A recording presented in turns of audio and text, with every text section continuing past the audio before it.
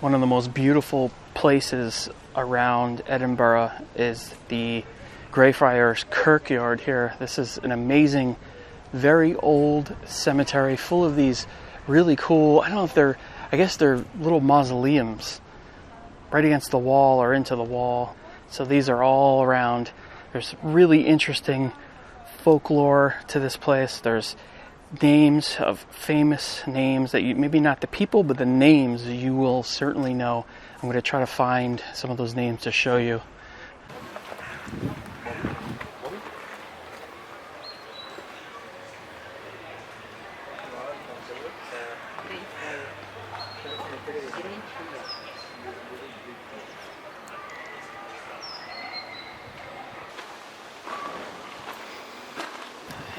Some of them are just extremely ornate.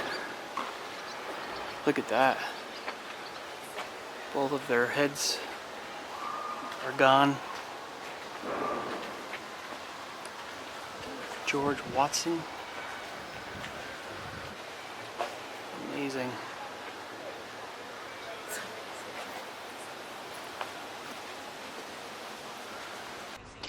Yeah, these old mort safes.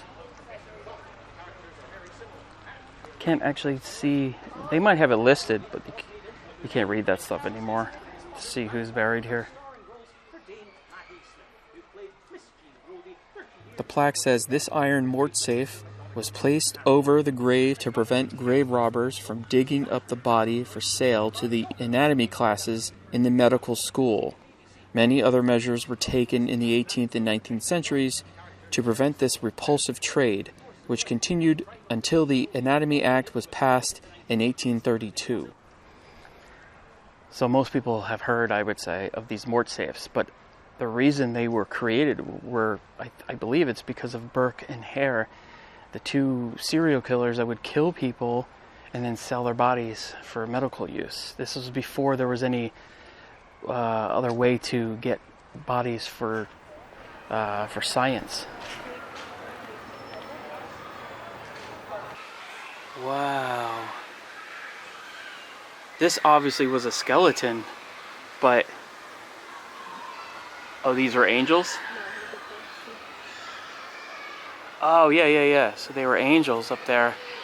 But there's so much weathering that happened over the hundreds of years. Wow.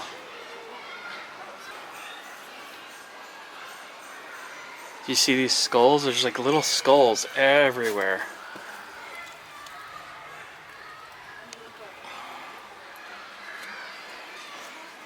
Yeah, would this count as a mort safe? Well, I guess not. It's a shame that there's a garbage in here, because it's a pretty awesome looking tomb.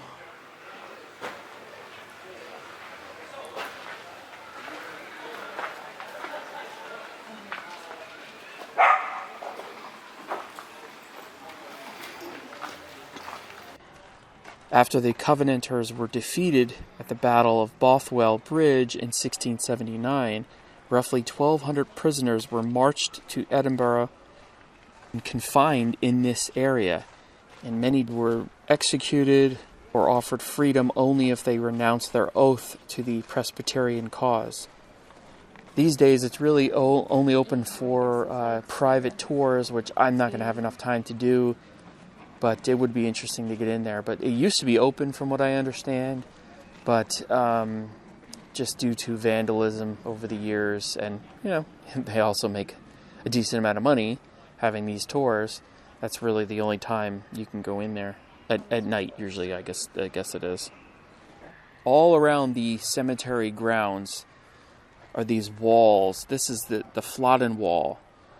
It's one of the few major remnants of Edinburgh's old defensive walls, built in 1513, right after the disastrous Battle of Flodden.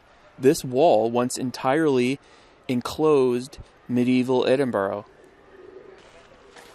It's pretty interesting to think how gigantic this wall was at some point. John Gray, he was a a Bobby, a police officer, and when he died of tuberculosis, his dog basically never left his side for 14 years. They even built like a little shelter for the dog. He was always here, always by his side.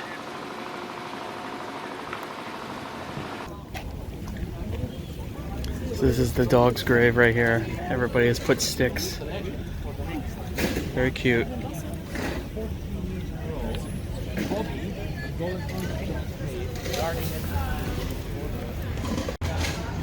Look at that. I'm not sure what that is. Pretty cool though. Look at this one. The Tomb of John Bain. Look at the skulls.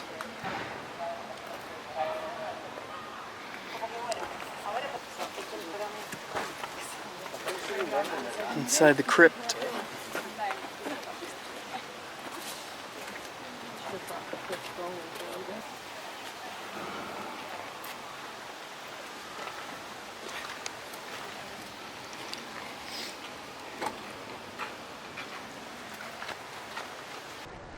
So if you look close, you may recognize this last name. J.K. Rowling used to frequent a little coffee shop right around the corner and would walk through this cemetery, and she picked up certain names that are throughout this whole area. And this is the Moody grave, spelled different.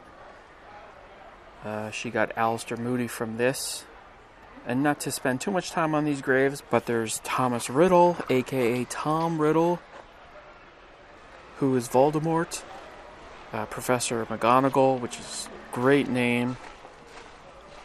This is Sirius Black, and I think there are others, but I couldn't find any other ones.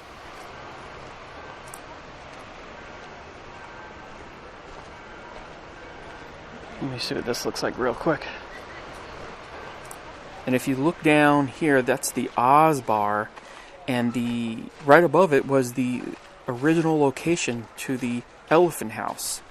But there was a massive fire, August 2021, which basically devastated all of the businesses within this area here of the bridge, and so it's been closed all this time. I believe it's supposed to open again soon, but that's where J.K. Rowling would spend her time. That's where she wrote a lot of those books, and she would walk through here. And that's where she came up with a lot of the names. So this is the famous George McKenzie Mausoleum, which is, according to lore, locked not to keep people out, but to keep spirits and bad things inside. That's what people say. Unfortunately, you can't really see in there. You can hear the echo.